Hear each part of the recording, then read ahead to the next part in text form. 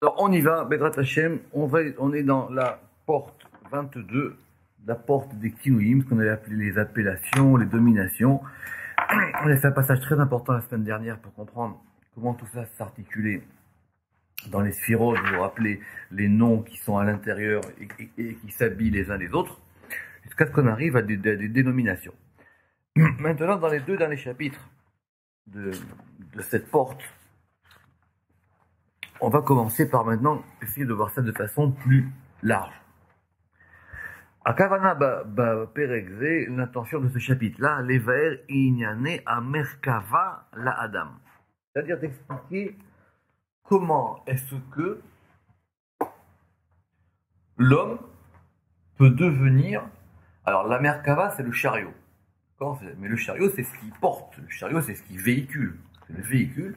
Comment l'homme, il peut être, avec tout ce qu'on a vu, le véhicule de choses. Mipne. Et yoto inyan mityaches la drouchave. Parce que c'est quelque chose qui se rapporte à notre sujet. Si effectivement on dit que il y a des noms, ces noms ils sont habillés par d'autres noms, qu'on a vu la dernière fois, et que ça c'est habillé en même temps par des attributions, des dénominations. Comme on a dit, par exemple, les noms des sphirotes, ou des adjectifs, ou les verbes. Donc, comment ça marche avec un homme? Alors, Vekodem kol davar, avant toute chose, nomar ki kol adam shiye merkava le eze sphira, shetiye tsarir shne tenaim. Il faut d'abord poser en préambule que toute personne, pour qu'elle devienne la Merkava, donc on va traduire par le chariot ou par le véhicule. Pour que quelqu'un puisse être le véhicule d'une force supérieure, il faut deux conditions. Alors on va discuter de ces conditions parce que c'est pas évident non plus comme ça. Alors premièrement, Rishona, Tara Toto Aever, Bioter, Mishar Kol Gufo, Achiye Kesruchit Levana. Alors c'est pas facile du tout ce qu'il nous dit là. Ici, maintenant, je veux, vous vous rappelez qu'on était parti de la question de l'œil, ou de la main, ou du pied. Alors maintenant, si je veux on a une main physique, en bas. Si je veux que ma main, elle devienne le véhicule du principe de la main qui s'appelle Yad, qui va correspondre à un principe de la main en haut, qui va correspondre à des noms divins qui sont encore au-dessus. Il faut que la main physique de cette personne-là, elle ait un certain degré. Autrement dit, c'est vrai qu'il y a Yad, et il y a une main. Alors si je veux connecter que cette main-là, elle soit connectée au Yad. D'accord? Je vais vous donner un exemple. On dit en général que Yad c'est 14. Yud et Dalet. D'accord? Et que la main, elle a 14 phalanges. Très bien. Par exemple, on va dire que, par exemple, dans la mitzvah de Tzedaka, vu qu'on donne la Tzedaka, alors d'après même la halakha, il faut donner toujours la tzedaka avec la main droite. Alors quand je vais donner de l'argent ou une nourriture ou quelqu'un qui en a besoin, je lui donne de la main droite. Et donc je veux que cette main-là, elle devienne le véhicule d'un principe qui s'appelle la main par rapport à la mitzvah de la tzedaka et qui fait que ça va devenir le véhicule d'un flux supérieur. Évidemment que j'ai donné quelque chose à quelqu'un. Donc, ce que je veux, c'est que ça correspondre à un ensemble métaphysique plus large. Et pour que ça marche, il faut que d'abord cette main-là, enfin que ce membre-là, il soit Tara Toto Aever, Biyoter Mishar Kol Gufo, Ad Sheye Kisruchit Levana.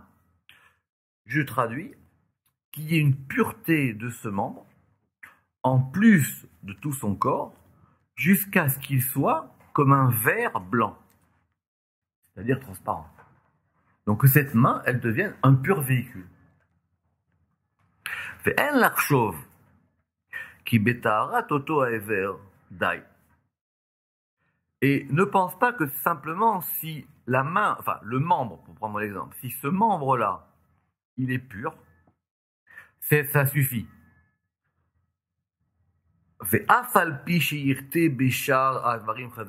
que on va dire, ben lui, sa main, elle est pure, mais le reste de son corps, ça marche pas. Il dit non, c'est tout ensemble. Khalila la amin kazot. Il dit, Dieu nous préserve de pouvoir penser comme ça. She'im ou pagum be'ezo ever. Sheye. Parce que si il a un déficit, un manque, un dommage dans un membre, alors la Shekhinah ne peut pas demeurer sur lui. Kien Shekhinah shura al neshama peguma. Parce que la Shekhinah, elle ne peut pas résider sur une âme endommagée. Il va très vite. Parce que nous, on est parti de la main. Alors il dit, la main, elle va... Alors, vous vous rappelez qu'on a vu que l'âme, elle est indivisible. Maintenant, l'âme, quand elle va... En fin de compte, l'âme, dans la vie humaine, elle fait qu'un avec le corps. C'est ensemble. Simplement, il y a différents degrés où on peut sentir ça, ou où on peut ne pas sentir ça. D'accord ? Pour que maintenant ça fonctionne bien, pour que quelqu'un il sente son âme, pour que son âme elle soit en adéquation avec la chose, il faut que l'influx y passe. D'accord ? Alors si maintenant, alors on a dit l'âme, elle va maintenant s'associer avec la main. Et la particularité de la main, c'est qu'elle peut plier ou prendre.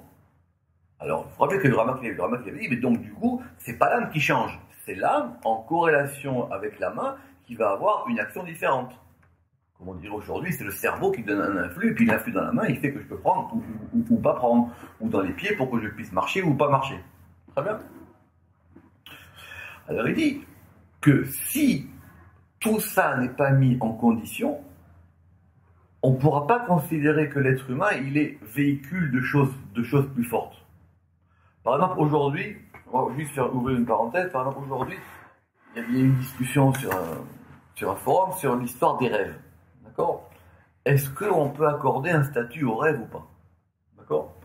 Alors, il y a un rabbin, il a dit, aujourd'hui, les rêves, on ne les considère pas. D'accord ?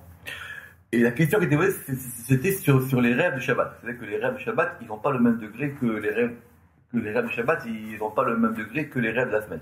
Comme dans Shabbat, les mondes sont différents, alors les rêves sont différents. Alors, il dit, non, bon, aujourd'hui, on considère que les rêves, c'est des bêtises. Quand il rêve, bon, il ne faut pas qu'il fasse attention à ses rêves.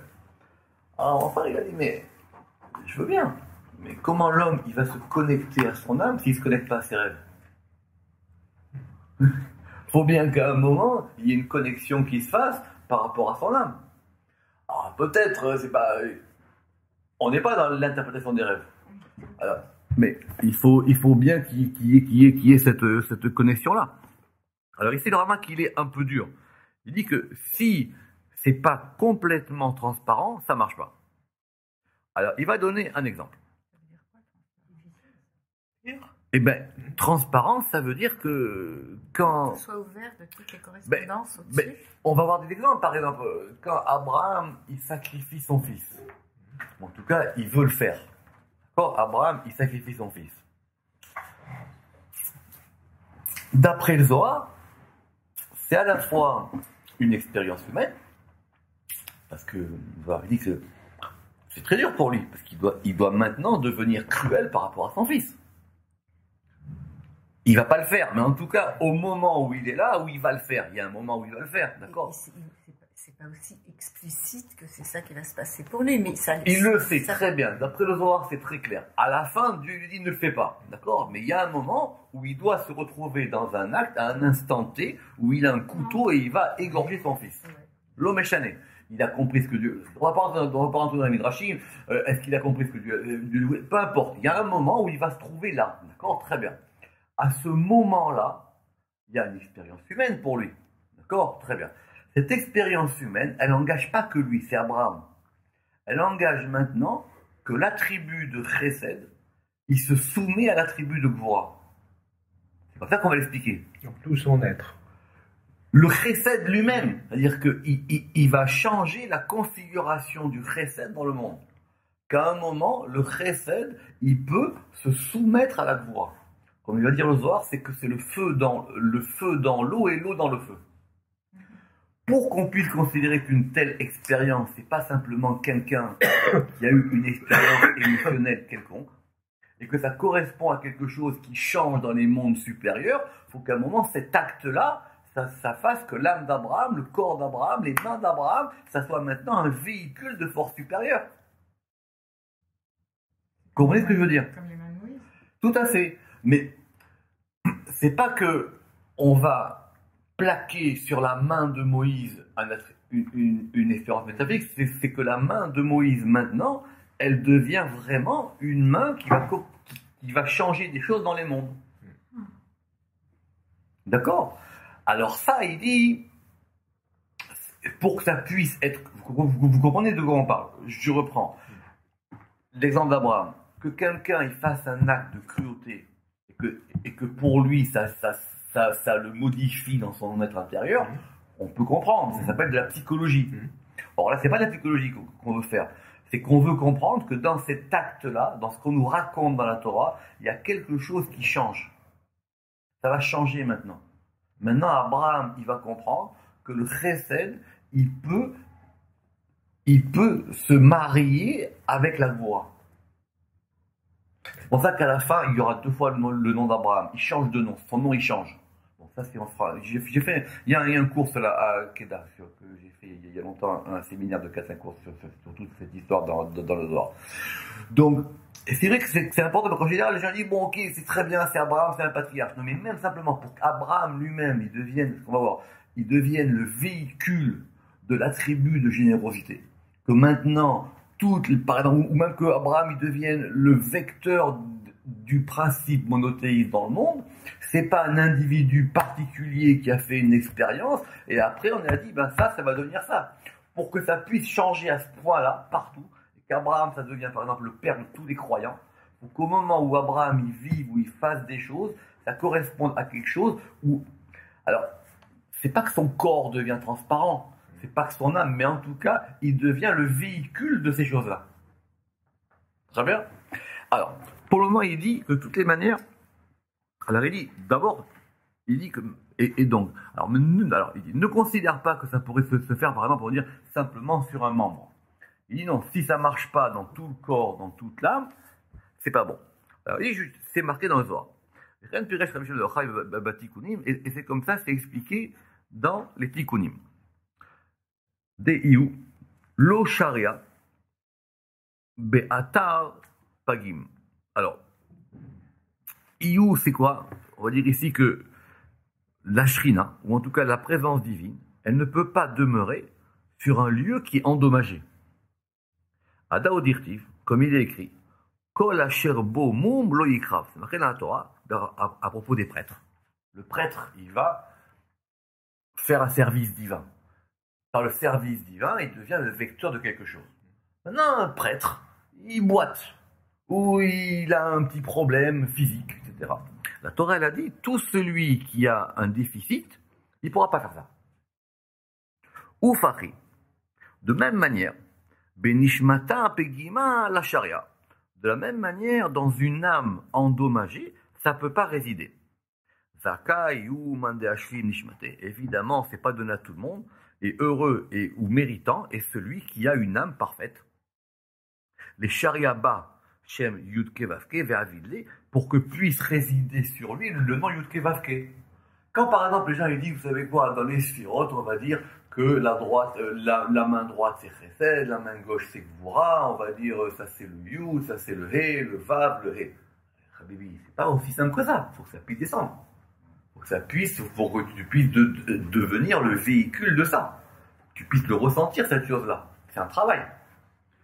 C'est exceptionnel, la personne qui peut... Mais c'est ça le but. Parce que finalement, le but, c'est quoi? C'est de ressentir son âme.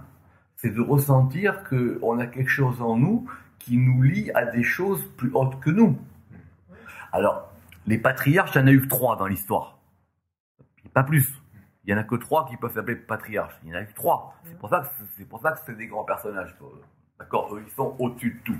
Maintenant, chacun, à son niveau, il essaie de faire quelque chose.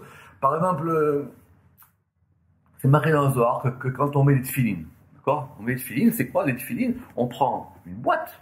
Une boîte. En cuir tout doué. Une boîte avec un parchemin. Et cette boîte-là, je la mets sur le bras. et je vais enrouler, je vais faire 7 tours. D'accord, je fais 1, 2, 3, 4, 5, 6, 7. Le Zohar il dit, considère que ta main droite, elle va enchaîner le mal. Je l'enchaîne. D'accord. Je l'enchaîne et je l'enchaîne avec 7 tours pour plus qu'il bouge. Donc, quand on réfléchit à des choses comme ça veut dire qu'il y a quelque chose qui va dépasser ma petite personne. Il y a quelque chose qui dépasse ma petite personne, c'est-à-dire que je me connecte à quelque chose de plus haut que moi, de plus grand que moi. Et ça, c'est possible, parce que l'être humain, il a été créé à l'image de Dieu, il a cette potentialité en lui, il peut le faire, il a une âme qui fait que c'est lié à quelque chose de plus haut que lui, il y a un conduit, il y a un cave, tout ce que vous voulez. Maintenant, pour que ça puisse se faire, c'est ce qu'il dit Zohar ici. Il dit parce que pour que dans cette âme réside le nom Yud Kevavke, Ve'avidle Kursaya Legabé, et que Ve'avidle et qu'il fasse de son âme un véhicule du nom Yud Kevavke. Vechen Katour, et à l'inverse c'est marqué Lo Yigurechara. Et de même c'est marqué que le mal ne résidera pas en toi. D'accord? Par exemple, ça manque pas, c'est des choses toutes bêtes. Par exemple, le Zohar, il dit que c'est très grave de donner des surnoms aux gens. D'accord? Le petit, le méchant, etc. Pourquoi? Parce que maintenant, par ta bouche, tu as la possibilité de donner quelque chose d'autre à cette personne-là. Il a un nom, appelle-le par son nom. Quand je dis ça, je dis pas c'est juste moi qui ai parlé, ni vu ni connu. C'est d'ailleurs tout le principe. Et comment c'est pareil pour tout. Finalement, quand on réfléchit, si tout le principe même de la Torah, de la religion, c'est qu'à un moment, je deviens le véhicule de choses qui sont au-dessus de moi et qui me dépassent, mais qui passent par moi. C'est-à-dire que maintenant, ne fais pas en sorte que, de la même manière que tu peux faire en sorte que ça passe pour le bien, ne fais pas en sorte que ça passe pour toi par le mal. Aval. Et là. Donc il faut maintenant qu'il puisse purifier son corps de chaque... Alors, moum, j'avais dit que c'était un dommage ou un déficit ou une infirmité. Mais j'aime pas le terme d'infirmité.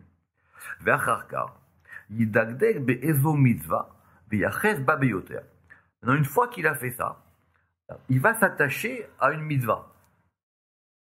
Peut-être parce qu'elle lui parle, peut-être parce que ça lui convient, ou peut-être parce qu'il veut faire ça. Et il va maintenant saisir cette chose-là. Par exemple, par exemple, quelqu'un qui décide de ne pas travailler, et il veut qu'étudier la Torah. Et il décide donc, et dans le terme, ça veut dire que la Torah devient son métier. Comme c'est marqué dans les Pirkei Avot, lui il se lève le matin pour aller travailler, lui il se lève le matin pour étudier. Ça devient son boulot à lui. Il dit, cette personne-là, maintenant, elle a un contact avec la Torah. Alors, il peut faire en sorte que lui-même devienne le véhicule de Tiferet. Le Tiferet, c'est la Torah. Passé. Je me connecte à quelque chose qui est plus haut que moi. Alors maintenant, si quelqu'un il décide de faire de la Torah son métier, et qu'il faut qu'il soit aussi sérieux dans la Torah que s'il faisait un travail, c'est-à-dire qu'il faut qu'il y ait des heures, pas trop, c'est pareil, c'est la même chose, d'accord? Là-dedans, alors il peut faire que maintenant, lui, il devienne un véhicule de la Torah elle-même. Et un véhicule de la Torah qui correspond à Tiferet. Et donc, on va en venir au patriarche. Par exemple, Yaakov. On dit que Yaakov, c'est comme ça qu'on le décrit, il s'appelle Ishtam Yoshev Ohalim. C'était un homme, Tam. Alors Tam, c'est compliqué dans Rashi, là-bas on va dire que c'était en tout cas un homme intègre. C'est un homme intègre. Tam, en hébreu moderne, c'est un peu naïf, mais ici on va dire qu'il est intègre. Yoshev Ohalim, et il résidait, Yoshev Ohalim, c'est quelqu'un qui réside dans les temples. C'est-à-dire, c'est pas quelqu'un qui sort. C'est pas quelqu'un qui sortait comme Esav, qui sortait dans les champs, sortir, faire de l'agriculture, de la chasse, etc. Ou Pshuto. Ça veut dire quoi? Ça veut dire que c'était quelqu'un de parfait. Shelo hayab gum be'ever mevarav chave shalom, ela shalom, ela shalem blum. Donc on dit que Yaakov, on le décrit comme quelqu'un qui est parfait, dans lequel il y a tam, il est complet. C'est quelqu'un de parfait. Et alors, et quand on dit maintenant qu'il est Yoshev ou Alim, c'est-à-dire quoi? Qu'il réside dans les tentes, que Yaakov, vous savez que entre le moment où il a quitté son père Yitzhak et où il est parti chez Lavan, il y a eu un écart de plusieurs années.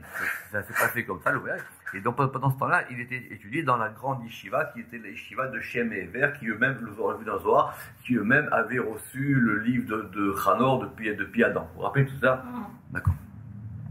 Et donc, Rotzeloma, et donc c'est quoi les tentes? Ce sont les tentes de la Torah, et c'était comme ça qu'il et c'était son occupation. Par exemple, vous vous rappelez que donc qu'est-ce qui va se passer? Il y a l'histoire avec Esav, la bénédiction avec Yaakov. Il fait le chemin, la Torah elle saute. Il y a un moment où il y a marqué Vaishkav bamakomahu, et il s'est couché à cet endroit, le fameux endroit où il va avoir le rêve. D'accord, très bien. Le Midrash il ramène Sham Shachav. La Torah elle a dit que là-bas il s'est couché. Pourquoi? Parce que les 14 années avant, il n'est pas dormi. Aval Yud Dalet Shana Shaya Bebet Midrasho Shel Shem Ve'ever. Parce que les 14 ans où il était dans la yeshiva de Shem et Ever, Lo Shachav. Il s'est pas couché. C'était la première fois où, pour une fois, il s'est endormi, il a fait un bon sommeil. Parce que toute sa vie était liée à la Torah.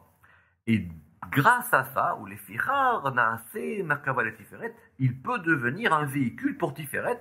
Et c'est pour ça qu'on l'appelle celui qui réside, celui qui s'assoit dans les tentes. Omnam. Nitale alav Moshe Rabbeinu alav shalom. Et Moshe Rabbeinu encore plus. C'est que Moshe et Yaakov, ils sont tous les deux liés à Tiferet. Simplement, un c'est l'intériorité de Tiferet, l'autre c'est l'extériorité de Tiferet. En général, les gens disent que Moshe c'est Netzach, mais c'est pas exact. Mais Moshe, pourquoi on ne le considère pas comme un patriarche? Parce que les patriarches sont des fondateurs. Il y a celui qui a fabriqué la route et il y a celui qui prend la route. Les patriarches du Zohar sont ceux qui ont créé des routes. Avant, il n'y avait rien. Et eux, ils ont créé des routes. D'accord? Mais maintenant, par rapport à cet élément de Tiferet, Moshe, il est supérieur à Yaakov. L'Iyot Kiou Asak Batora Beyoter, que lui, il a non seulement été le véhicule de Tiferet, mais lui, il a été jusqu'au point qu'il a pu enseigner la Torah à 600 000 personnes qui étaient les 600 000 personnes qui sont sorties d'Égypte. Donc c'est un degré encore plus haut. Ve'imeyot chez Moshe Rabbeinu alav shalom ou gamken merkava le Tiferet. Et donc bien que Moshe lui-même aussi il soit un véhicule de Tiferet, ou ne'elam yoter, c'est un degré plus caché, c'est un degré plus enfoui. Parce que ça correspond pas à Tiferet, ça correspond à Da'at. D'accord, vous vous rappelez l'histoire d'Da'at Tiferet, en fin de compte, c'est l'intériorité de Tiferet qui s'appelle Da'at. Comme c'est expliqué dans la porte 9 et pas 10, au début du Pardes, on a vu que Da'at, c'était l'intériorité de Tiferet. On continue dans les patriarches. Abraham, on dit qu'Abraham, il est lié à Chesed. Alors il dit, Vechen Abraham. Abraham, il est devenu le véhicule de Chesed. Liot, she'achaz ba'olam hazeh, parce que lui, il a pris dans ce monde un degré qui s'appelle le Chesed. Et il l'a, je ne pourrais pas dire incarné, mais en tout cas, il l'a développé du plus haut degré possible, un tachlit.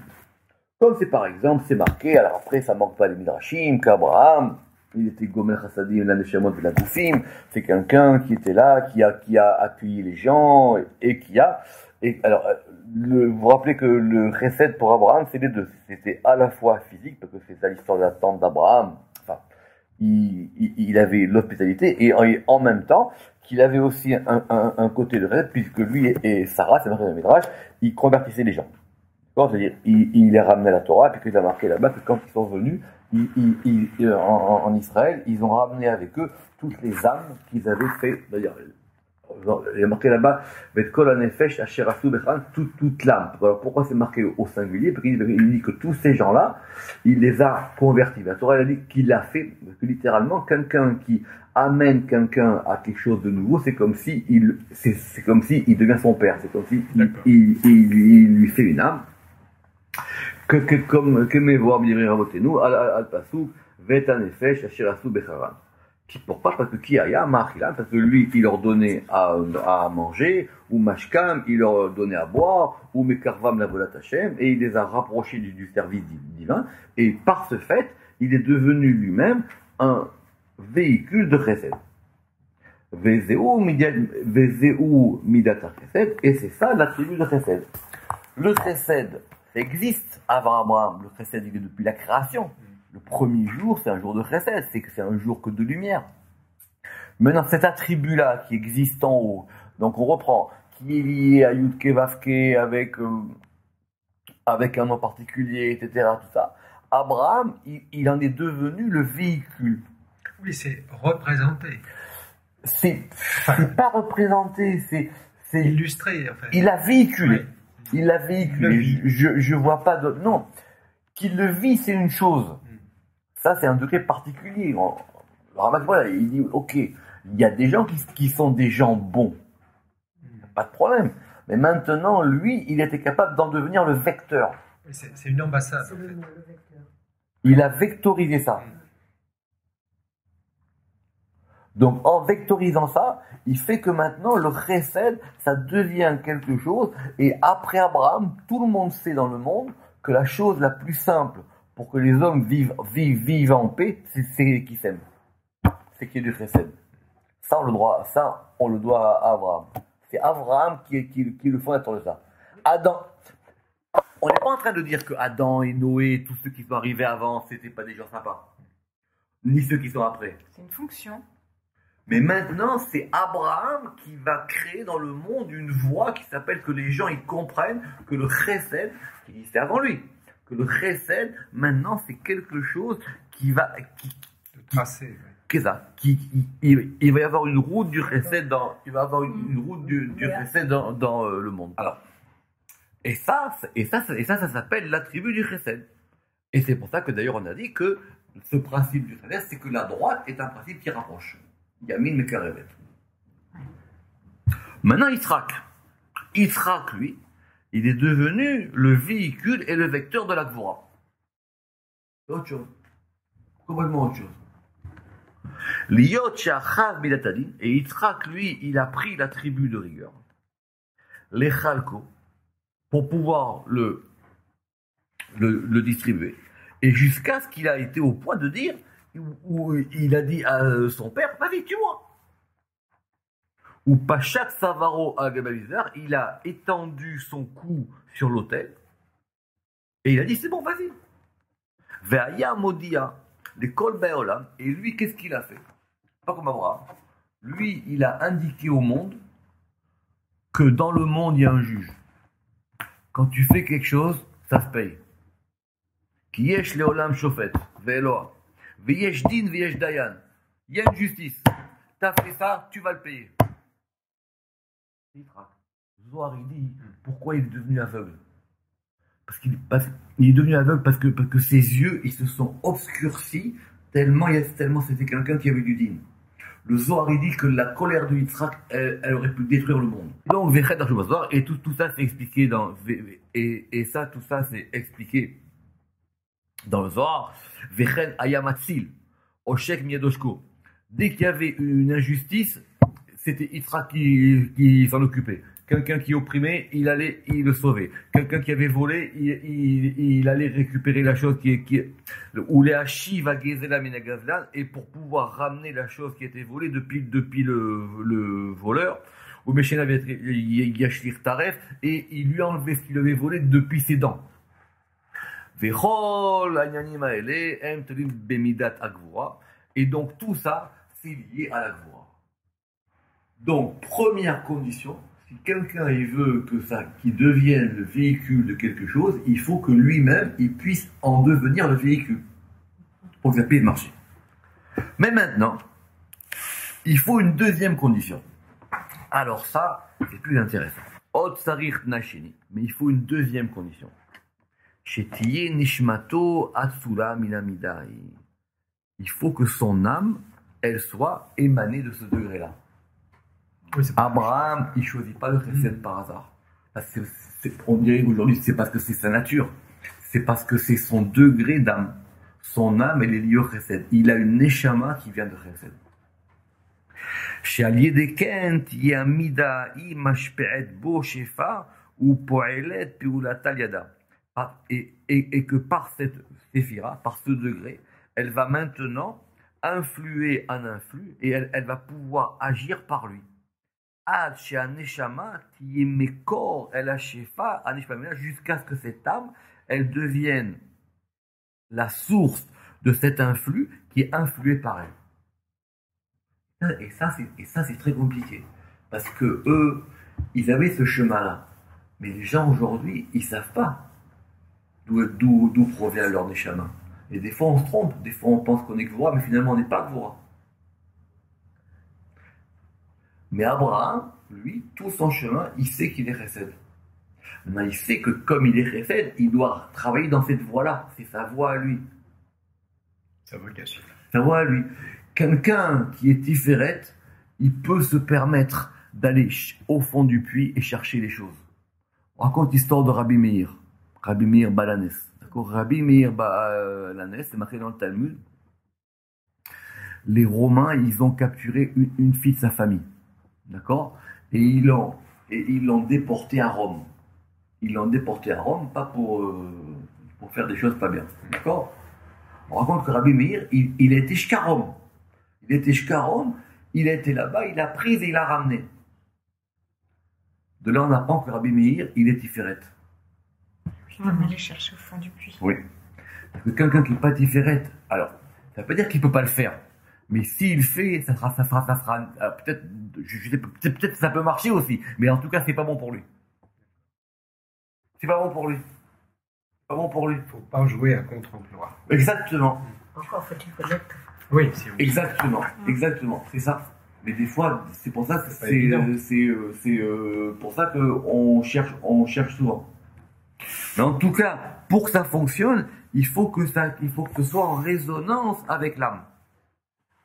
Velachem, et donc du coup, il est donc obligatoire que l'âme d'Abraham, c'est une âme qui provient d'un degré de Chesed, et que l'âme de Yitzhak, elle provient d'un degré de Gvura. Et que par exemple on dira que l'âme de Yosef, elle provient d'un degré de Yesod, etc. pour tout. Quand on va parler, vous voyez, quand on parle des sphirotes, on dit Abraham, il est Chesed, Gvura, etc. Mais c'est pas comme ça. C'est qu'ils avaient, mais c'est à la fois leur chemin à eux, et dans ce chemin-là, il y a du travail. Parce que c'est pas comme ça. On voit bien que Moshe, il a une formation, etc. On voit bien qu'Abraham aussi, on voit bien qu'il travaille tous les grands personnages. Même David, et à plus forte raison David. D'accord? Mais maintenant, c'est leur voie à eux. Et il faut la connaître. Et de même, par exemple, pour les autres justes. Et par exemple, ce que je viens de vous dire, que par exemple, l'âme de Yosef, c'était une âme qui venait de Yesod. Et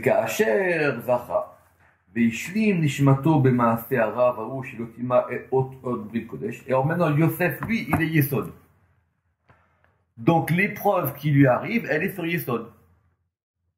C'est pour ça qu'il doit se battre avec la femme de Poutifar. Mais une fois qu'il a réussi à dépasser cette épreuve, la Midat Yesod, elle fait que c'est quelqu'un qui distribue. C'est pour ça qu'il devient celui qui va pourvoyer de la nourriture à toute l'Égypte, c'est-à-dire à cette époque-ci, à tout le monde entier. C'est marqué ici. Et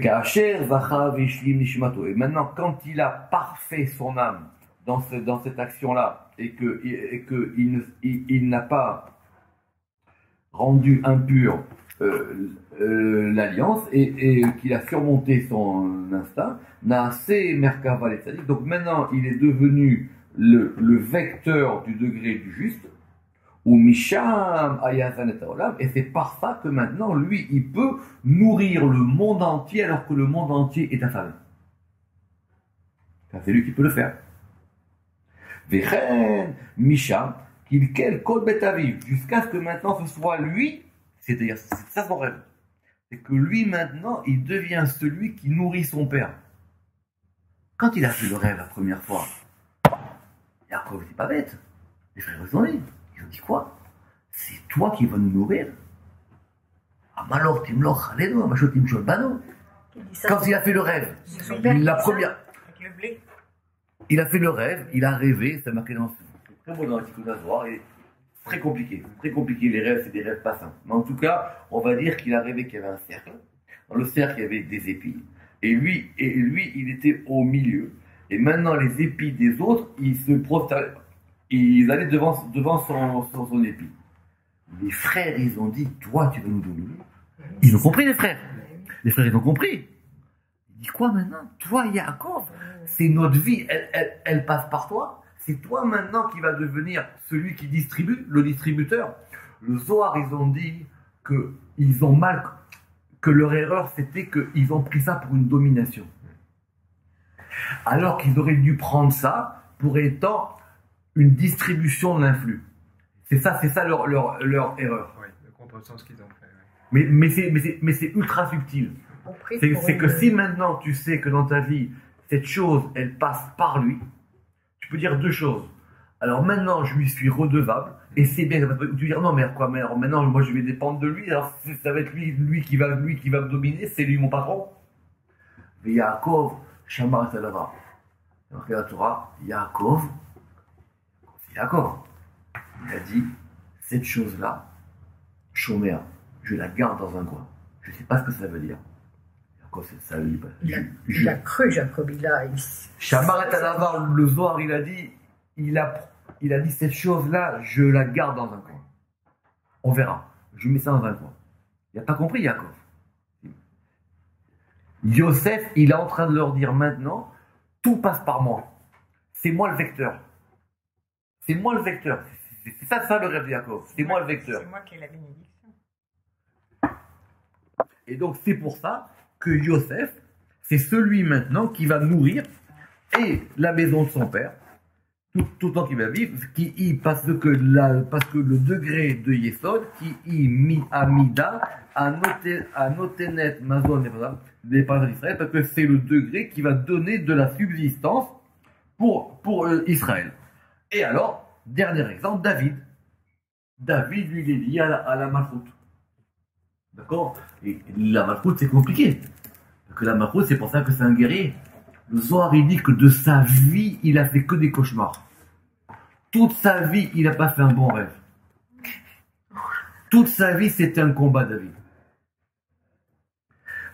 Et donc, David, lui, il a eu ce degré de la malchoute.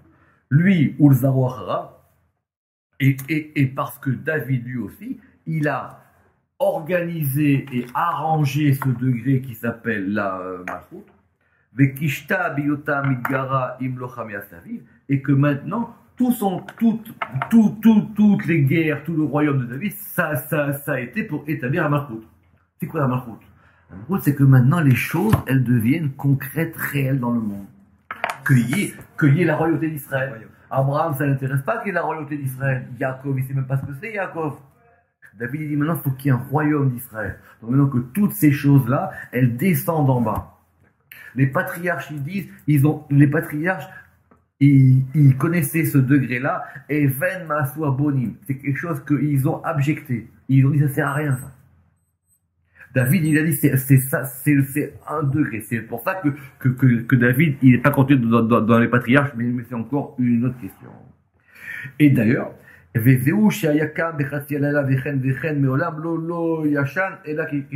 donc, comme il sait qu'il est lié à ce degré de la malchoute, ce degré de la malchoute, c'est le degré maintenant de la jonction de tous les degrés. Et c'est pour ça que lui, sa prière à lui, c'était Chatzot. Abraham, sa prière, c'est le matin. Quand le matin, la lumière arrive dans le monde redémarre à zéro. D'accord? Ça, c'est le degré d'Abraham. Yitzhak, c'est l'après-midi. L'après-midi, c'est là où il faut mettre les forces. D'accord? C'est là où ça devient dur. Yaakov, c'est la nuit. Parce que c'est maintenant qu'il est capable de rentrer dans les forces de la nuit. Et David, c'est le point de basculement entre la nuit et le début du jour, c'est-à-dire le degré de Chatzot. Et à tel point, il est devenu le degré de ça, que c'est marqué dans le Zohar, qu'il savait que s'il dormait, à ce moment-là, il mourrait. Et c'est pour ça qu'on a dit que le roi David, il n'a jamais plus dormi que des cycles. C'est quoi, c'est expliqué dans la Gemara, que s'il dormait trop, il allait mourir. Et donc c'est pour ça qu'on a dit qu'il n'a dormi que comme le sommeil d'un cheval, parce qu'on dit que le cheval, il a des cycles courts de sommeil. Et de même pour d'autres sujets. Et donc c'est pour ça que David, il est lié à la Kala, à la fiancée, et lui, il a arrangé tout le degré d'Amalkout, qui est le degré du féminin. Baruch Adonai Leolam, Amen ve Amen. Chazak, Chazak, Uvahu, Chazak, Uvahu.